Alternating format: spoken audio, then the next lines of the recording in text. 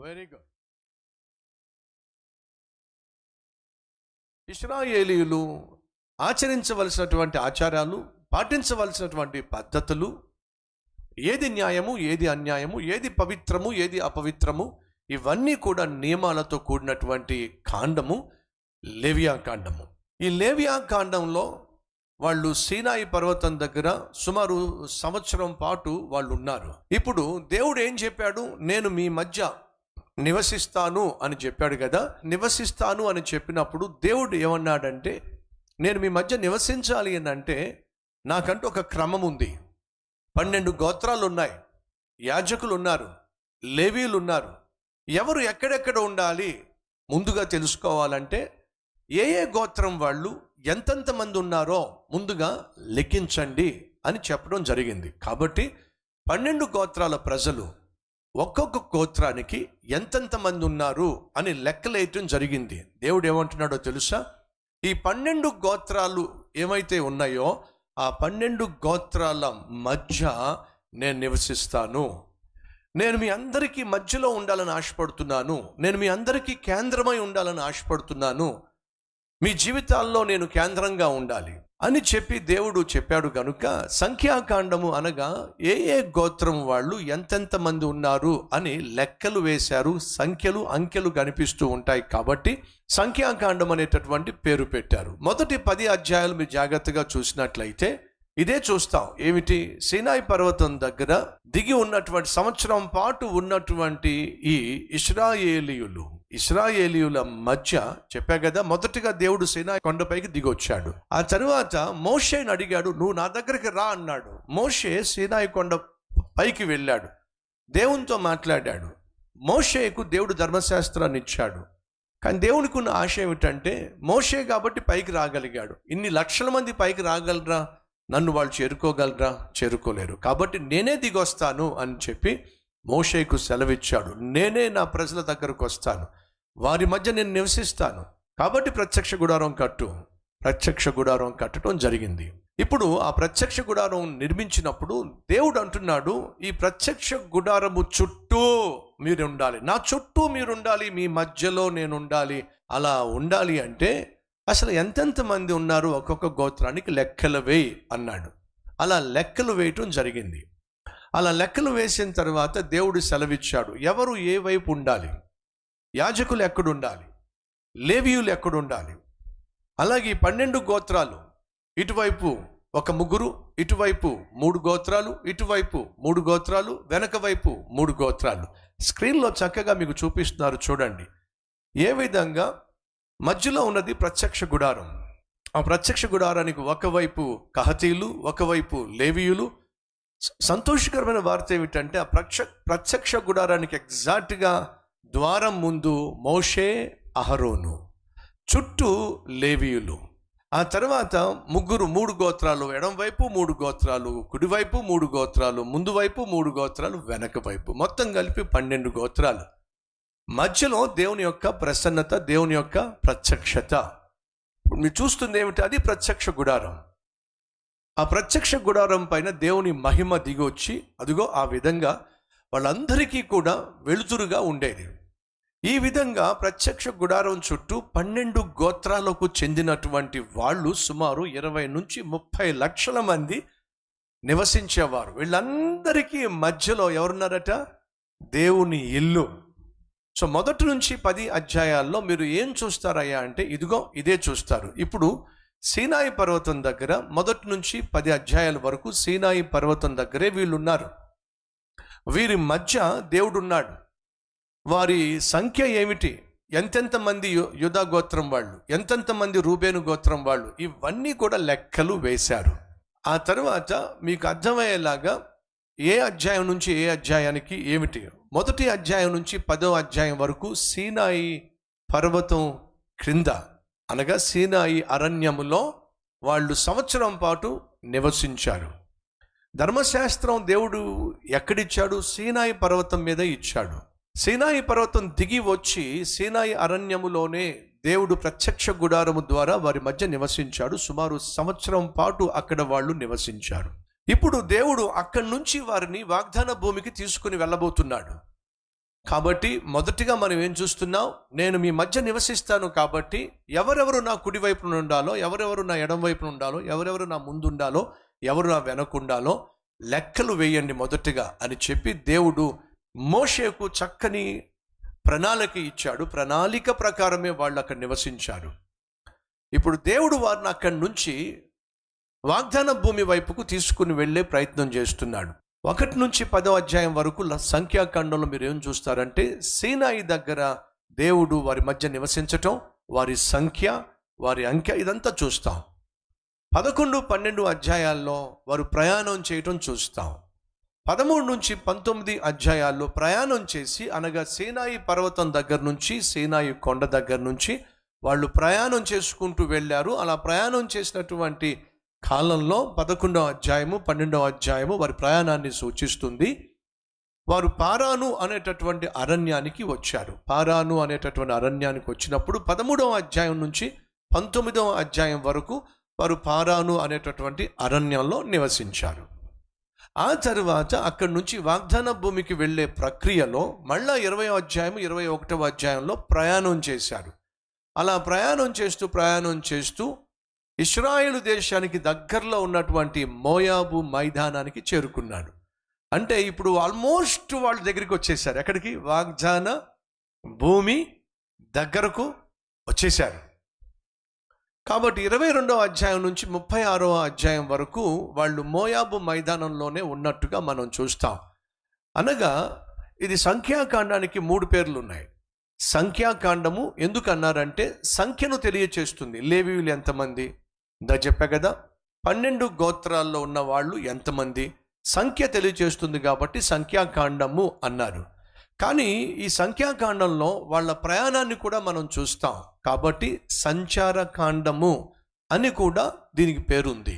అంతేకాకుండా వీళ్ళు ప్రయాణం చేస్తున్నప్పుడు, ఈ అరణ్యంలో నివసిస్తున్నప్పుడు పొద్దస్తమాను వీళ్ళు చేసిన పని ఏమిటంటే సనుక్కోవడం, గొనుక్కోవడం, ఇదే పని. కాబట్టి దీనికి మరొక పేరు ఉంది. ఏమిటయా అంటే సనుగుళ్ళ కాండం. ప్రాముఖ్యంగా మీరు జాగ్రత్తగా అర్థం చేసుకోవాల్సింది ఏమిటంటే, ప్రధానంగా ఈ 40 సంవత్సరాలు ఎవరు? ఇశ్రాయేలీలు ప్రయాణం చేసిన ఈ 40 సంవత్సరాలు ఎక్కువ శాతం వాళ్ళు గడిపింది ఎక్కడయ్యా అంటే సీనాయి పర్వతం దగ్గర, పారాను అరణ్యం దగ్గర, అలాగే తర్వాత మోయాబు మైదానంలో. ఇక్కడే వీళ్ళు 40 సంవత్సరాలు అక్కడే గడిపారు. అర్థమైంది కదా? ఇప్పుడు 40 సంవత్సరాలు ఎందుకని వీళ్ళు అరణ్యంలో గడపాల్సి వచ్చింది?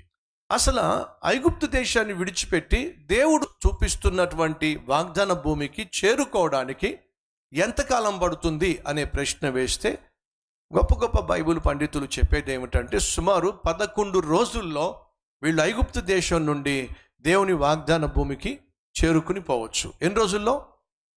11 రోజుల్లో. అది దేవుని యొక్క ఆలోచన, దేవుని యొక్క ప్రణాళిక. 11 రోజుల్లో, ఇంచుమించు 2 వారాల్లోనే వీళ్ళు ఐగుప్తు దేశాన్ని విడిచిపెట్టిన వీళ్ళు పాలు తేనెలు ప్రవహించేటటువంటి అద్భుతమైన దేశంలో అడుగుపెట్టి సకల ఆశీర్వాదాలను, సకల సమృద్ధిని, దేవుని యొక్క సన్నిధిని అనుభవించవలసినటువంటి ఇశ్రాయేలీలు ఎందుకని 40 సంవత్సరాలు ప్రయాణం చేయాల్సి వచ్చింది? 40 నెలలు కాదు, 40 వారాలు కాదు, 40 సంవత్సరాలు వీళ్ళు ఎందుకు ప్రయాణం చేయాల్సి వచ్చింది?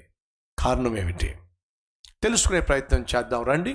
1 నుంచి 10వ అధ్యాయం వరకు ఇందా చెప్పినట్టుగా సంఖ్యల గురించి మనం తెలుసుకుంటాం. సీనాయి మైదానం లేక అరణ్యం దగ్గర నుంచి దేవుడు వారికి సంకేతాన్ని ఇచ్చాడు. ఏమిటి ఆ సంకేతం చూద్దాం రండి. సంఖ్యాకాండము 9వ అధ్యాయము 15వ వచనము. వారు మందిరమును నిలువబెట్టిన దినమున మేఘము సాక్ష్యపు గుడారములోని మందిరమును కమ్మెను. సాయంకాలము మొదలుకొని ఉదయము వరకు అగ్ని వంటి ఆకారము మందిరము మీద ఉండెను. ఏమిటట? సాయంకాలం మొదలుకొని ఉదయము వరకు అగ్ని వంటి ఆకారము మందిరము మీద ఉండెను. నిత్యమును అలాగే జరిగెను. మేఘము మందిరమును కమ్మెను. రాత్రి అందు అగ్ని వంటి ఆకారము కనబడెను. ఆ మేఘము గుడారము మీద నుండి పైకి ఎత్తబడినప్పుడు ఇశ్రాయేలీయులు ప్రయాణమై సాగిరి.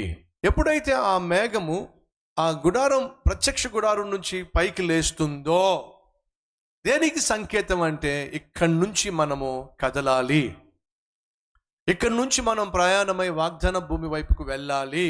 ఎందుకంటే దేవుడు మనల్ని ఇక్కడి నుంచి వాగ్దాన భూమి వైపుకు తీసుకుని వెళ్ళబోతున్నాడు అనే సంకేతం. కాబట్టి ఎప్పుడైతే ఆ మేఘము ప్రత్యక్ష గుడారం నుంచి లేచి వెళ్ళడం ప్రారంభించిందో ఇశ్రాయేలీయులు సీనాయి ప్రాంతం నుండి ప్రయాణమై వెళ్ళాల్సి వచ్చింది. జరిగింది ఏమిటంటే వీళ్ళ బుద్ధి బయటపడింది. ఎవరి బుద్ధి?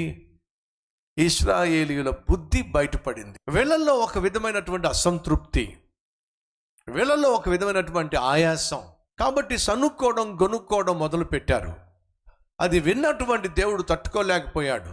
కాబట్టి అగ్నిని పంపించాడు. ఆ అగ్ని దహించి వేస్తూ ఉన్న మనుషులను చంపేస్తూ ఉన్నప్పుడు వాళ్ళు పొలం అంటూ మోషే దగ్గరకు వచ్చి, నాయనా దేవునికి మొరపెట్టు, చచ్చిపోతున్నావు అని చెప్పానంటే మోషే దేవునికి ప్రార్థన చేయగా ఆ అగ్ని ఆరిపోయింది. బుద్ధి తెచ్చుకోవాలి కదా. మనం దేవునికి వ్యతిరేకంగా గొనిగినా సనిగినా దేవుడు శిక్షిస్తాడు అనే జ్ఞానం కలిగి ఉండాలి కదా. ఎప్పుడైతే శిక్ష ఆగిపోయిందో, అగ్ని ఆరిపోయిందో ఏమైంది? తరువాత 4వ వచనము, వారి మధ్యనున్న మిశ్రిత జనము మాంసాపేక్ష అధికముగా కనపరచగా ఇశ్రాయేలీయులు మరలా ఏడ్చి, మాకెవరు మాంసం పెడతారు? ఐగుప్తులో మేము ఉచితముగా తినిన చేపలను, కీరకాయలను, దోసకాయలను, కూరాకులను, ఉల్లిపాయలు, తెల్లగడ్డలు. ఏమిటండి ఇది? మీకు జ్ఞాపకం ఉందా?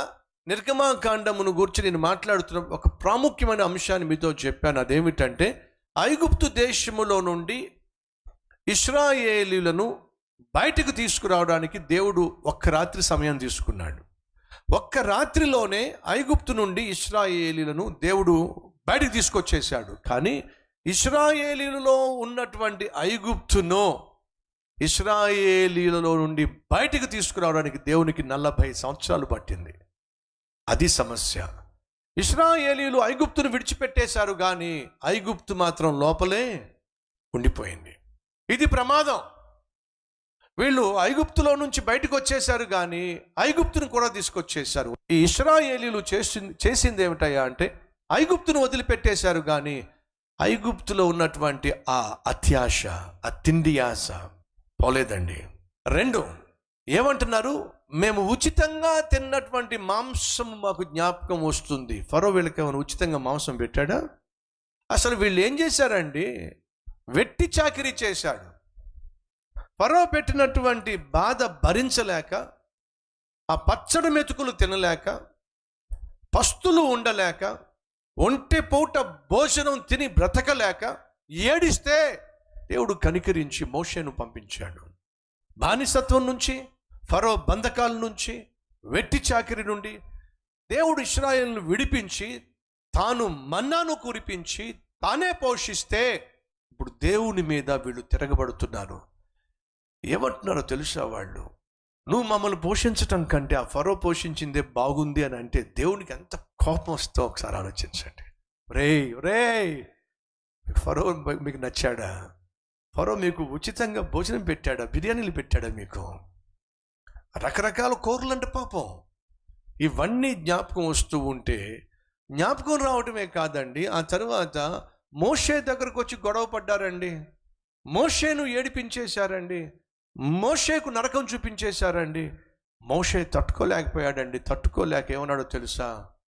వీళ్ళను తట్టుకోలేక మోషే దేవుని దగ్గరకు వచ్చి, అయ్యా నాకు బ్రతకాలని లేదు.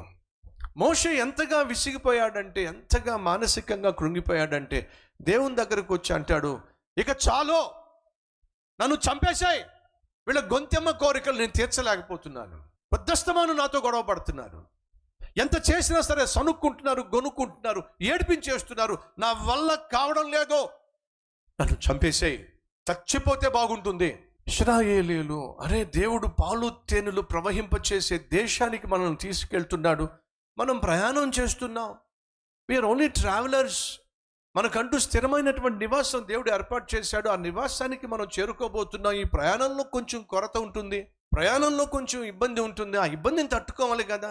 మోషే ఏం చేస్తున్నాడు? దేవుడు వాగ్దానం చేస్తున్న ఆ భూమికి మనల్ని తీసుకెళ్తున్నాడు. పైపెచ్చు దేవుడు ఏం చేస్తున్నాడు? మనకి ఏ లోటు లేకుండా మనకు ఆహారాన్ని ఎప్పటికప్పుడు పంపిస్తున్నాడు. ఈ సంఖ్యాకాండంలో దేవుడు వారికి ఏమేమి ప్రసాదించాడో చక్కని రిఫరెన్సెస్ ఉన్నాయి. ఆ రిఫరెన్సెస్ చూపిస్తాను స్క్రీన్లో. మొదటిగా 11వ అధ్యాయంలో మీరు చూస్తారు, యెహోవా వారికి ఆహారం ఇచ్చాడు. 11వ అధ్యాయం 31వ వచనంలో మనం చూస్తాం, యెహోవా వారికి మాంసం ఇచ్చాడు. ఆ తర్వాత 20వ అధ్యాయంలో మనం చూస్తాం, యెహోవా వారికి నీళ్ళు ఇచ్చాడు. మొదటి అధ్యాయంలో మనం చూస్తాం, యెహోవా వారికి నాయకుడిని ఇచ్చాడు. 14వ అధ్యాయంలో మనం చూస్తాం, యెహోవా వారికి వాగ్దాన భూమిని ఇచ్చాడు. ఇస్తూనే ఉన్నాడండి. దేవుడి నేచర్ అట గివ్ అండ్ ఫర్గివ్ అట. దేవుడు ఇస్తానే ఉంటాడు, క్షమిస్తానే ఉంటాడట. మనిషి నేచర్ ఏమిటంటే గెట్ అండ్ ఫర్గెట్ అంట. ఏమిటి?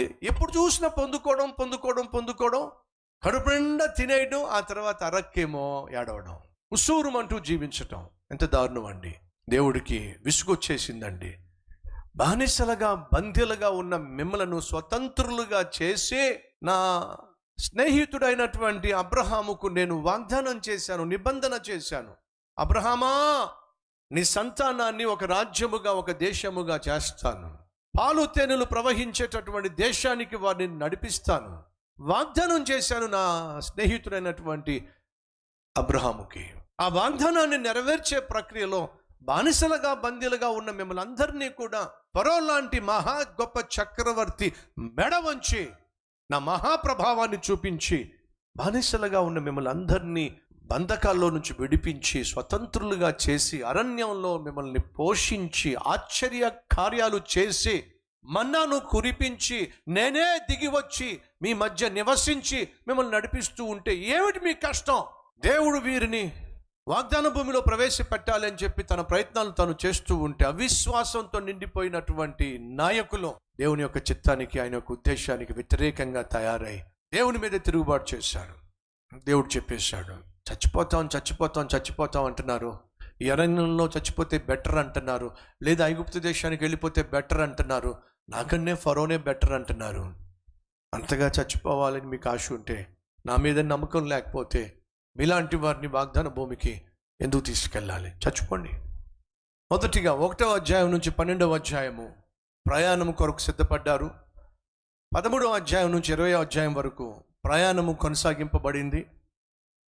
20వ అధ్యాయం నుంచి 36వ అధ్యాయం వరకు ప్రయాణము కనాను వైపుకు ప్రారంభమైంది. ఏమన్నారు వీళ్ళు?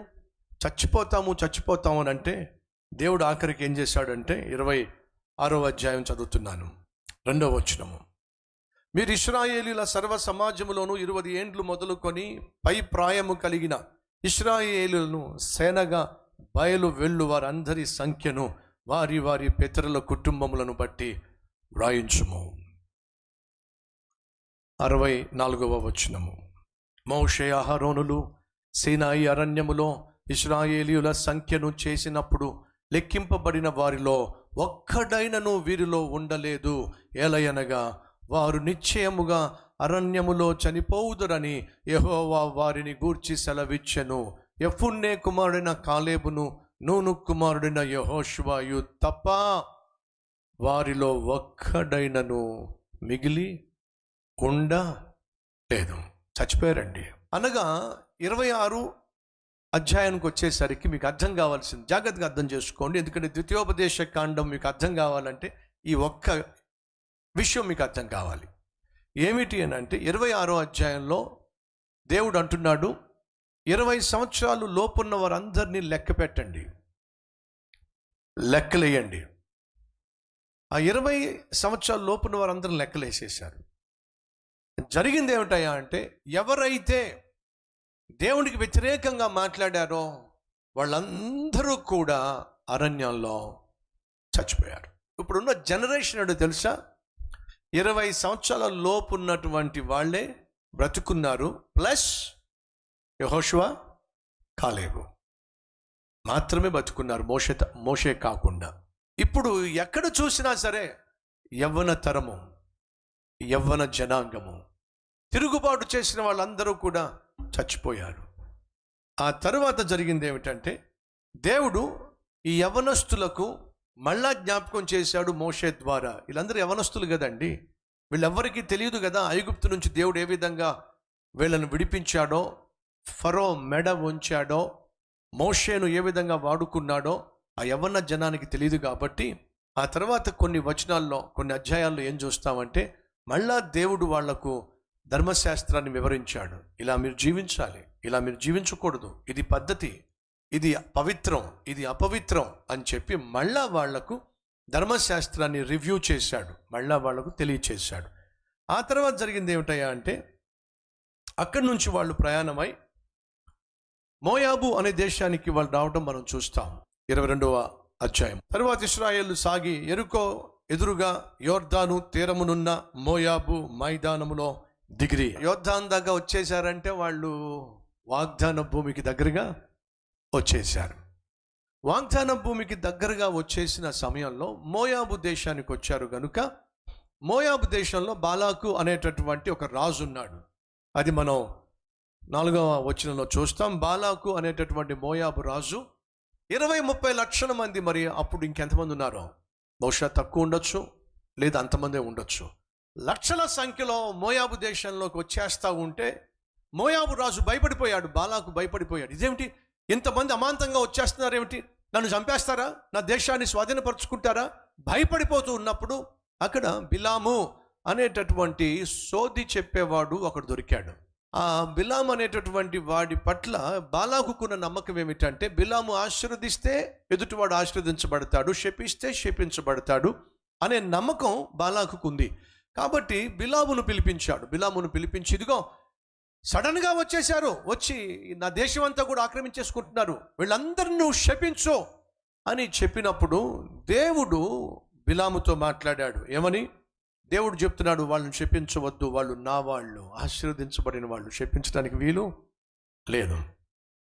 కాబట్టి బిలాము ఆఖరికి దేవుని యొక్క ప్రేరేపణ చేత ఈ యవ్వన జనాంగము, ఇశ్రాయేలు జనాంగము ఏ రీతిగా దేశంగా మారుతుందో ప్రవచనాత్మకంగా 23వ అధ్యాయంలో 24వ అధ్యాయంలో బిలాము ప్రవచించటం మనం చూస్తాం. ఫలితంగా వీళ్ళు మోయాబు అరణ్యంలోకి వచ్చి అక్కడ ఉన్నప్పుడు మోషే వీళ్లతో, అనగా యవ్వన జనంతో ఏ విధంగా దేవుణ్ణి సేవించాలి, ఏ విధంగా దేవుణ్ణి ఆరాధించాలి, ఏ విధంగా దేవుణ్ణి పూజించాలి, ఈ చివరి అధ్యాయాల్లో ఆ యవ్వన జనానికి మోషే మళ్ళా నూరిపోశాడు ధర్మశాస్త్రాన్ని. సో సంఖ్యాకాండం ఏం తెలియచేస్తుందంటే, అది సంచారకాండం. సీనాయి అరణ్యం దగ్గర నుంచి పారాను అనే అరణ్యం దగ్గరికి వచ్చి కొంతకాలం అక్కడ నివసించారు. ఆ తర్వాత కాదేష్కు వెళ్ళారు. అక్కడి నుంచి మోయాబు దేశానికి వచ్చారు. మోయాబు దేశంలో మోయాబు మైదానము అనగా యోర్దాను నదికి దగ్గరగా వచ్చేశారు. ఇప్పుడు యోర్దాను దాటారు అని అంటే ఎక్కడికి వెళ్ళిపోతారు? వాగ్దాన భూమిలోకి వెళ్ళిపోతారు. They are very close. 2 నెలల్లో మోషే చనిపోబోతున్నాడు. మరి మోషే 2 నెలల్లో చనిపోబోతున్నాడు కాబట్టి ఏం చేయాలని ఆశపడుతున్నాడు ఈ యవ్వన జనాంగాన్ని? ఏ విధంగా ఈ యవ్వన జనాంగాన్ని వాగ్దాన భూమిలోనికి పంపించి ఏ విధంగా వారి జీవితాలను ఉద్ధరించాలని ఆశపడుతున్నాడు? ద్వితీయోపదేశ కాండం తెలియచేస్తుంది. రేపు నేను ద్వితీయోపదేశ కాండము, యెహోషువ గ్రంథము, ఈ 2 కూడా మీతో పంచుకోబోతున్నాను. దేవుడు మన పట్ల ఉన్నతమైన ఆలోచనలు కలిగి ఉన్నాడు, మన పట్ల శ్రేష్టమైన తలంపులు కలిగి ఉన్నాడు, మనల్ని ఉన్నతమైన స్థితికి, స్థానానికి, స్థాయికి తీసుకెళ్లాలని ఆశపడుతున్నాడు. కానీ మనం ఆయన నమ్మకపోతే ఎలా? మనం ఆయన మీద తిరుగుబాటు చేస్తే ఎలా? మనం కలిగి ఉన్న వాటిని అనుభవించకుండా దేవుడు అవి ఇవ్వలేదు, ఇవి ఇవ్వలేదని చెప్పి సనుక్కుంటూ గొనుక్కుంటూ అసంతృప్తితో రగిలిపోతే ఎలా? అసంతృప్తి వాళ్ళను అరణ్యంలో రాలిపోయే విధంగా చేసింది. ప్రదస్తమాను అవి లేవు, ఇవి లేవు అనేటటువంటి అసంతృప్తి, గొనుక్కునేటటువంటి తత్వము వాగ్దాన భూమికి వెళ్లకుండా చేసేసింది. జాగ్రత్త పడదాం. మనలో ఒకవేళ అసంతృప్తి కానీ, గొనిగే గుణం కానీ, దేవుని మీద తిరుగుబాటు చేసేటటువంటి తత్వం కానీ, దేవుడు చెప్పిన మాట వినకుండా వ్యతిరేకంగా వ్యవహరించే వ్యక్తిత్వం కానీ ఉన్నట్లయితే సరిచేసుకుందాం.